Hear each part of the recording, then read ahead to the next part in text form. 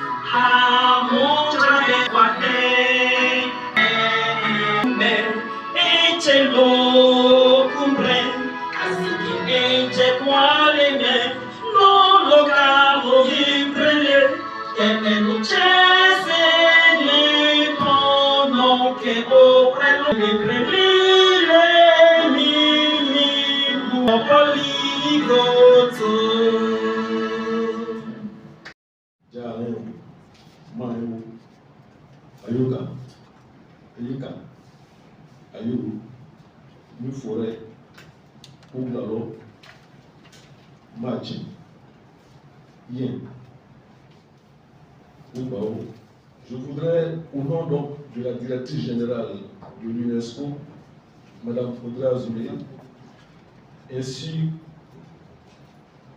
qu'au nom de M. Diop Omar, saluer et remercier le commissaire général du SINANG, ainsi que les deux ministères, le ministère de la Culture et de la Francophonie et le ministère de l'Éducation nationale et de l'alphabétisation, impliqués dans l'organisation de cette journée. Cette journée nous rappelle l'importance des langues nationales et nous avons fait des exercices dans nos sociétés, dans nos vies et dans nos systèmes éducatifs. Raison pour laquelle notre organisation l'UNESCO a proclamé le 21 février 2000 la célébration dans le monde entier de cette journée.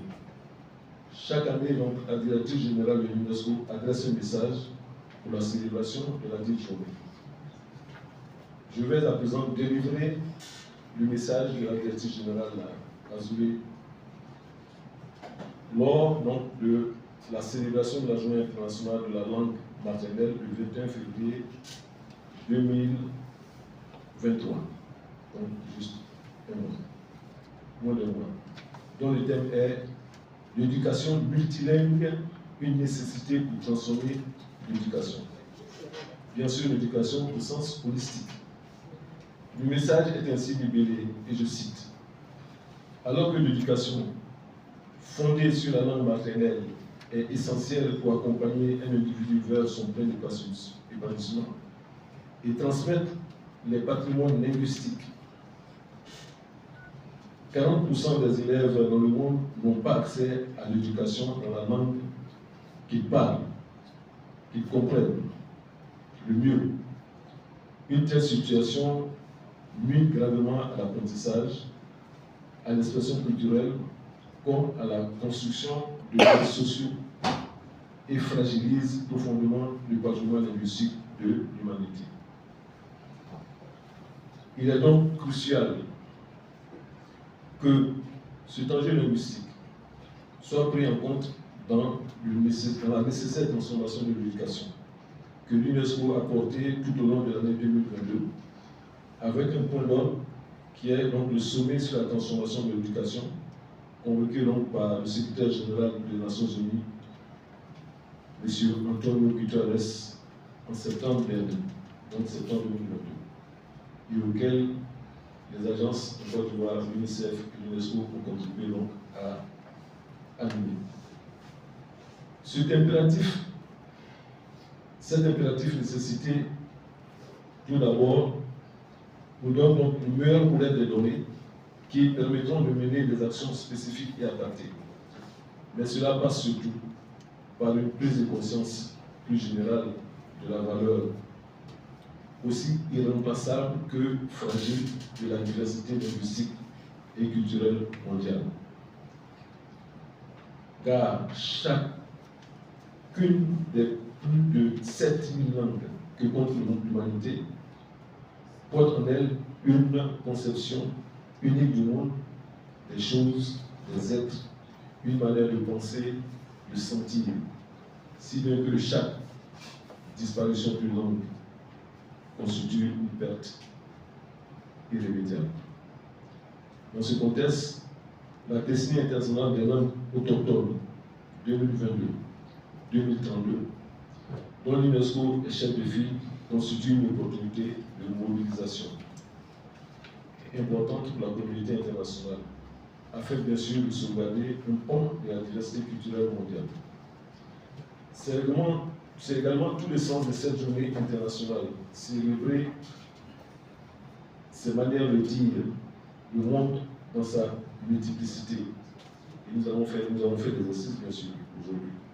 S'engager à ce que la diversité des langues soit préservée comme patrimoine commun et œuvrer pour une éducation de qualité dans sa langue maternelle pour tous. Fin de citation. Mesdames et messieurs,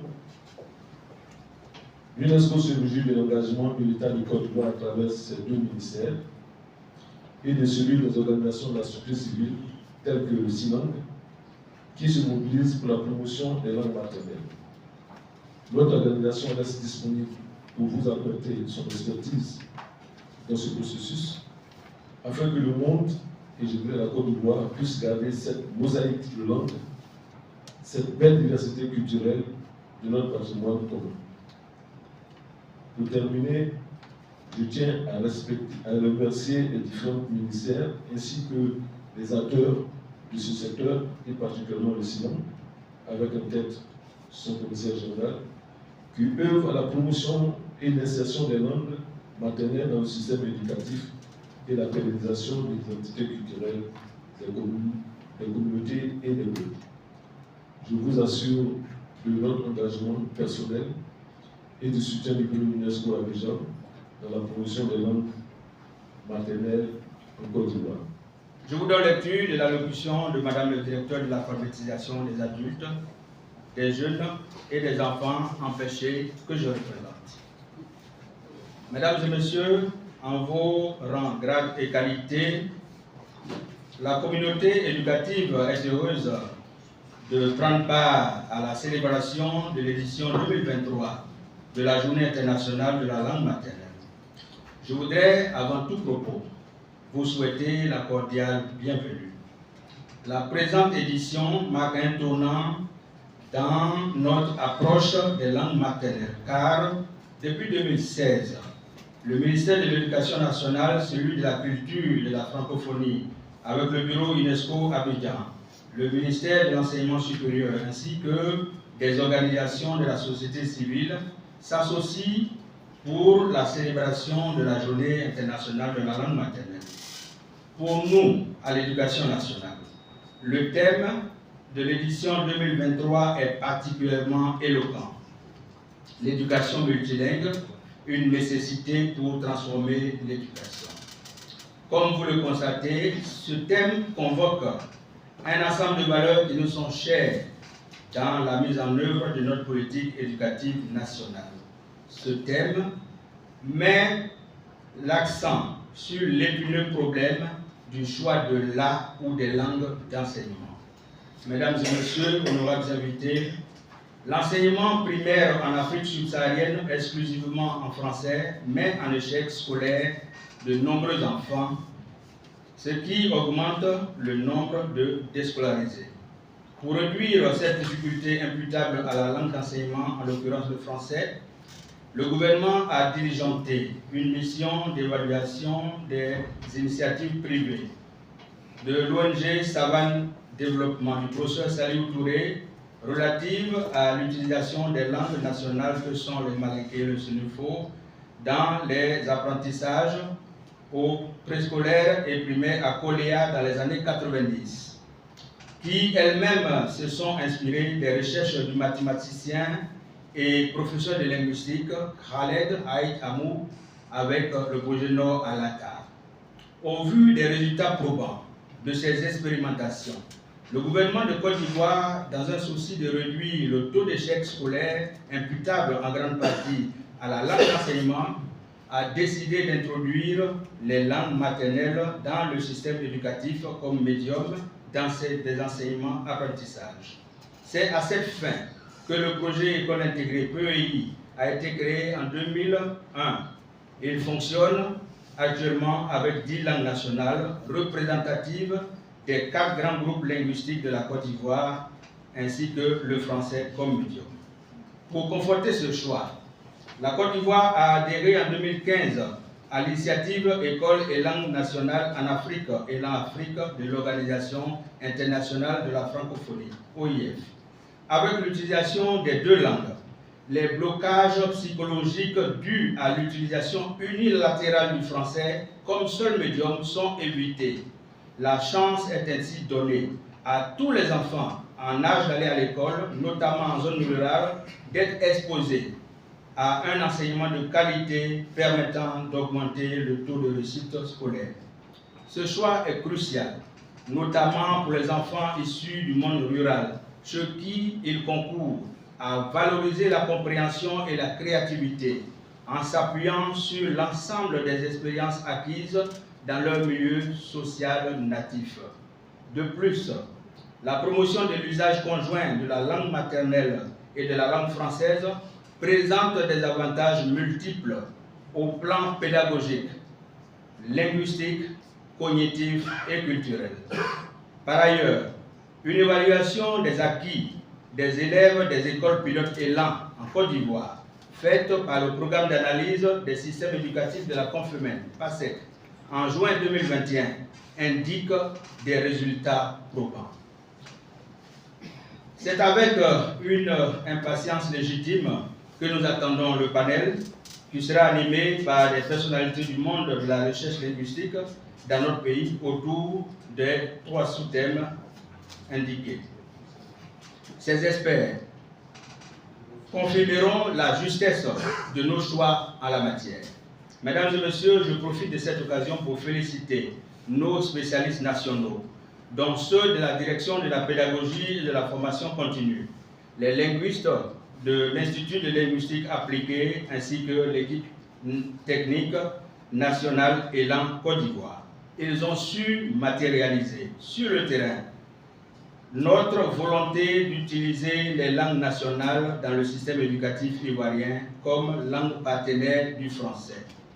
Il s'agit pour nous de conduire un apprentissage qui s'enracine dans le vécu sociologique de l'enfant, de sorte à tirer à son bénéfice toutes les ressources de ses acquis linguistiques.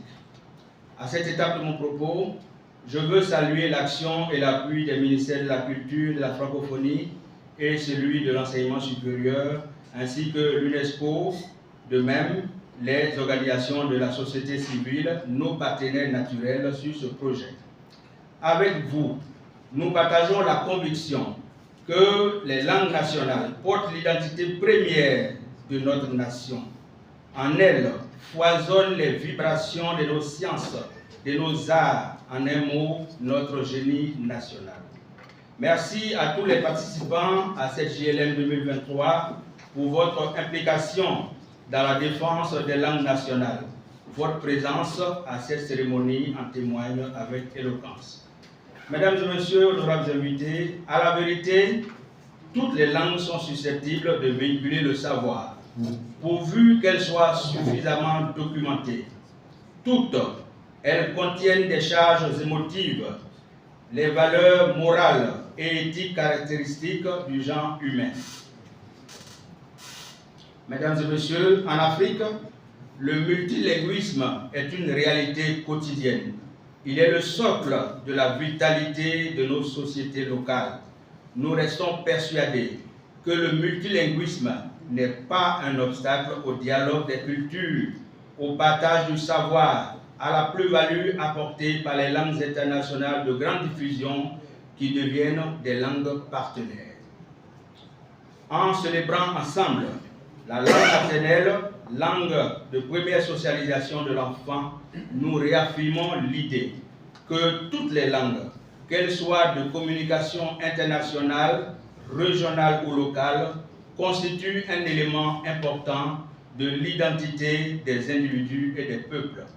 Vive l'école ivoirienne, socle de l'émergence et foyer d'incubation de l'Ivoirien nouveau, conscient et fier de ses racines linguistiques. Je vous remercie.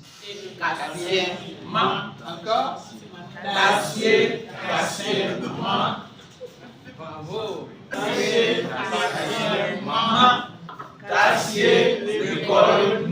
Bravo.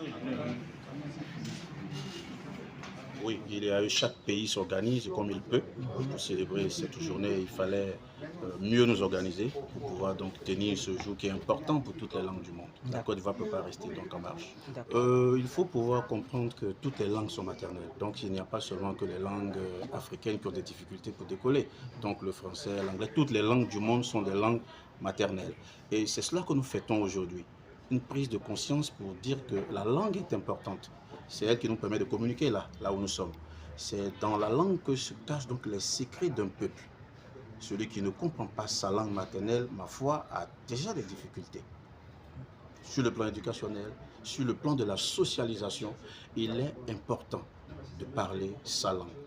Très important. Nous sommes tout un ensemble d'organisations de la société civile. Et je l'ai dit tantôt, ce que nous faisons avec le salon qui se tient chaque année, ici en Côte d'Ivoire. Bien entendu, les mois à venir, il va y avoir de la sensibilisation. Il y a aussi des cours en langue de Côte d'Ivoire, donc en langue ivoirienne, qui sont donnés. Je pense qu'on donnera toutes ces infos à travers nos canaux de communication.